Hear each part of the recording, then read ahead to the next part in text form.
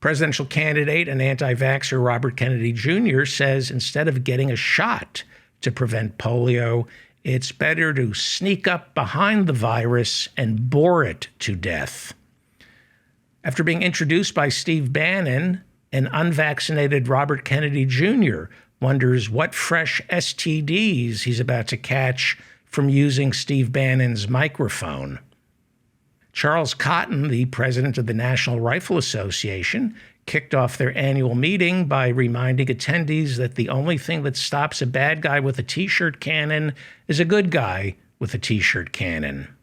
As Mike Pence is heckled by an angry Trump supporter at the NRA convention, the former vice president is relieved to see the man is only holding an AR-15 and not a noose.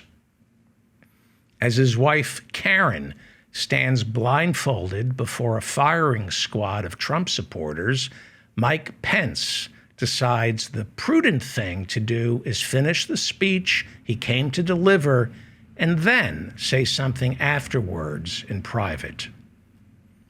Because of his incredibly slow and turtle-like metabolism, it took nearly 50 years, but on Tuesday, Chris Christie's belches finally smelled like that tray of deli meats served at his grandpa Johnny's wake back in 1973.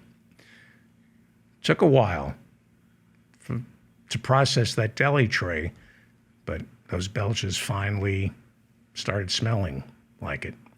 Well, Donald Trump was the 45th president of the United States. I spoke to him earlier today. I asked him if it was scary being in that Manhattan jail. Was it scary being in the jail? Well, not especially. I mean, except for all the Mexicans. But, Trump doesn't scare easily. No. Yeah. You know what the guard said to me, David?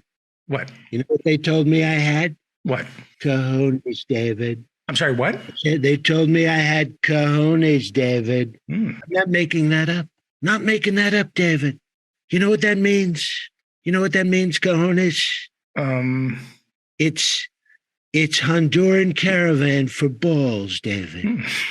Cojones. You have cojones, David. You do. You do. You also have cojones. Oh, thank you very much. In your mouth.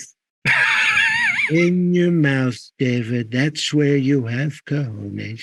Is that really necessary? Yes, it was, David, because you're disgusting. You're so gross, David, and so mean. It was very much deserved, David. I'm sorry. Okay, but tell me about your survival instinct. You're there in the Manhattan courthouse. Here's the secret, David, to surviving in jail. Trump's little secret. I'm going to write a book. I should write a book, David. Mm-hmm. I really should. The secret to jail: find the toughest guy in the room and establish dominance, David. I've heard that, right. That's right. Right after I was fingerprinted, David, I looked around. I said, who's the alpha dog here? And you know what I did, David? What? I cold cocked him right on the spot, David. I just cold cocked him. And this guy was tough, David. Right. This guy was tough, sinewy, David. Do you know what that means, David? Muscles. Muscles. Yeah. It means he had muscles, David. Quite frankly, I'd never seen anyone that imposing, David. Honestly, it was very frightening, David. Very frightening. Right out of central casting, David. Just like I told Tucker, you could look all over Hollywood and you would never find a guy this tough, David. I'm telling you, David. And you cold cocked him. It was terrifying. Yeah.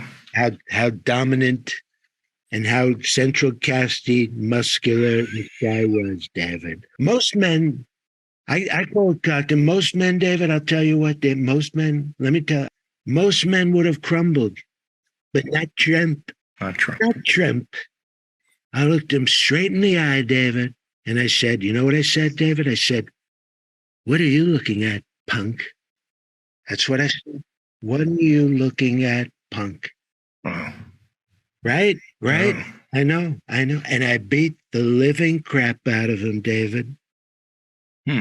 Take a guess who it was, David. Guess who was the toughest guy? I don't. Go ahead and ask, David. I don't know who would be. Ask me who in the jail was the toughest guy that I had to show dominance to, because this guy was strong, David. This guy was sinewy and tough, David.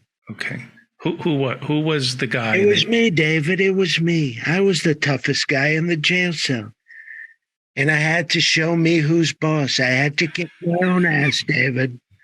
I won't lie. I'm not going to lie. I'm not going to lie and say it didn't hurt, David.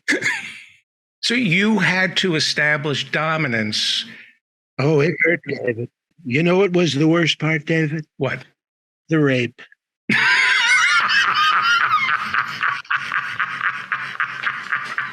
Because let me tell you something. The rape, I don't have any problem down there at all. So when I rape me, I'm going to feel it, David. I'm going to feel. Now, listen, David, I know it was wrong. I know. Believe me, I understand the law. I understand right from wrong. I knew it was wrong, but on the one hand, David, I had to show dominance. And on the other hand, David, in all honesty, David, how could I resist me?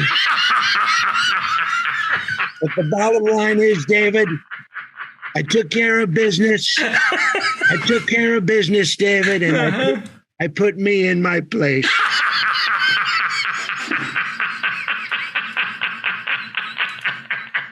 And that was that.